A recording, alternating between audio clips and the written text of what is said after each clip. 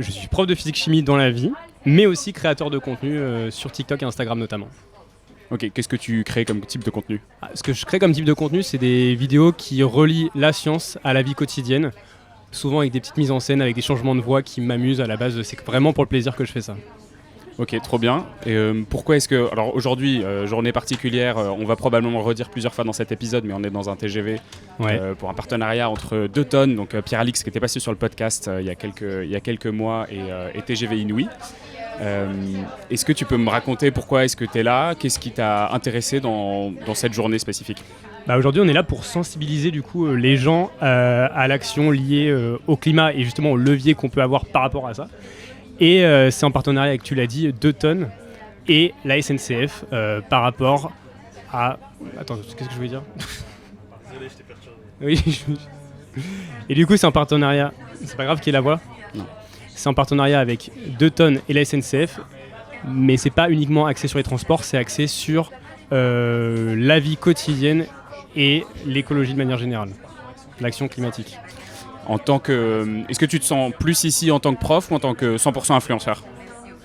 Je pense qu'en tant que prof, ça m'enrichit puisque j'agrémente mes connaissances vis-à-vis du sujet en participant à ce genre d'atelier. C'est un peu comme la fresque du climat pour ceux qui connaissent. Okay.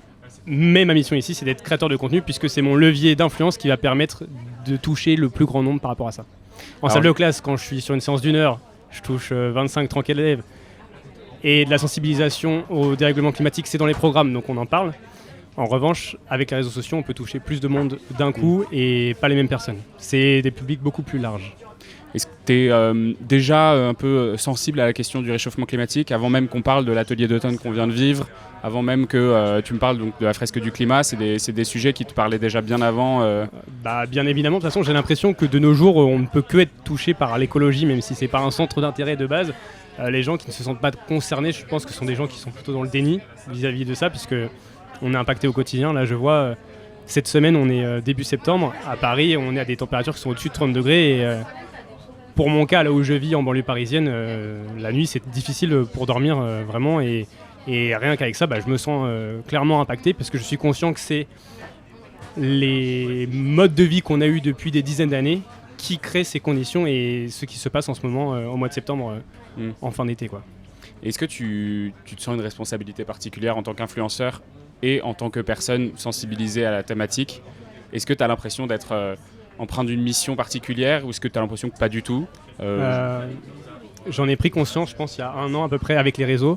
Pas uniquement au niveau de l'écologie, mais au niveau de la science de manière générale. Je pense que la science est parfois méconnue et juste que les gens aient les informations et les connaissances associées aux problématiques qui entourent la vie qu'on a, ça permet d'avoir des clés et de peut-être d'agir par rapport à tout ça, quoi.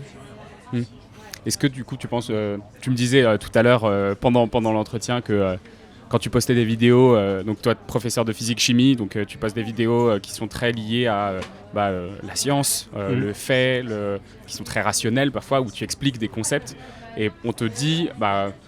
en dessous de tes vidéos que tu postes, on te dit arrête de croire à ce genre de choses ou tu es un suppôt de je ne sais quel organe du gouvernement qui essaye de nous faire croire. Comment est-ce que tu réagis à ça? Le mot propagande, excuse-moi. Ouais, vas-y.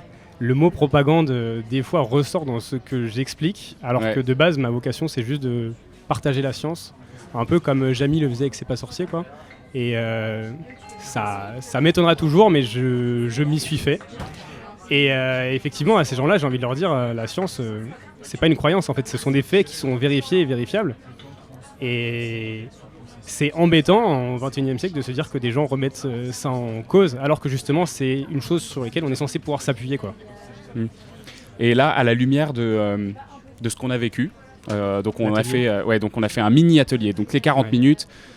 Encore une fois, je vous en reparlerai, mais parce que vous allez peut-être avoir l'occasion de le faire vous-même quand vous serez dans un TGV, si jamais vous prenez le TGV dans les jours qui arrivent entre le 18 et le 22 septembre, c'est ça ? Exactement, sur les semaines du développement durable. Si vous prenez le TGV à ce moment-là, vous avez des chances quand même qu'il y ait quelqu'un qui vous appelle à l'interphone en disant venez profiter d'un atelier d'automne gratuitement en wagon-bar. Et là, il faudra vous précipiter parce qu'il n'y aura pas des places pour tout le monde. Mais voilà, donc prenez un TGV, même si c'est pour aller nulle part, prenez un TGV pour participer à cette opération. À la lumière de ce qu'on vient de vivre, donc ce fameux atelier en avant-première, on a eu cette chance. Est-ce que du coup, il y a des choses que tu te dis, ok, peut-être que j'ai un impact plus grand que ce que j'imaginais, ou tu avais assez bien ça en tête? Comment est-ce que tu te sens du coup vis-à-vis des missions dont Pierre-Alix nous a parlé tout à l'heure? Alors l'impact, je savais que je l'avais. Les leviers aussi, mais vraiment ça permet de mettre en relief tout ça et de rendre ça beaucoup plus concret, ce genre d'atelier, puisqu'en fait c'est fait quand même de manière assez ludique, hein, pour un enseignant, je peux le saluer. Et les graphiques, les petits quiz permettent justement d'avoir une réflexion. Parfois en fait on a les idées, mais on n'a pas quantifié les choses. Et là, vraiment, c'est très, très, très concret et quantifiable ce qu'il nous a montré. Il y a un truc qui t'a marqué à un moment ou... Bah, les plus 5 degrés. Plus 5 degrés, ouais. Qui nous sépare d'une ère glaciaire dans un sens et qui nous non, sépare du coup... c'était pas ces plus 5 degrés là. Les plus Ah 5 oui. degrés, si on reste sur nos modes de consommation actuels, en 2100, on sera à plus 5 degrés. Ouais. Les conséquences associées à ça, c'est juste désastreux. Des conséquences structurelles, monumentales, effectivement. Ouais, et puis je parle pas que de l'environnement, je parle au niveau sociétal. En fait, les conséquences seront visibles, puisque souvent les gens pensent que l'écologie c'est un truc de niche, mais en fait, si ça m'intéresse et si ça intéresse autant de monde, c'est pas parce que j'aime les oiseaux, même si j'adore les oiseaux, c'est que vis-à-vis de la diplomatie, des interactions entre les pays, ça va jouer justement. Les vagues migratoires liées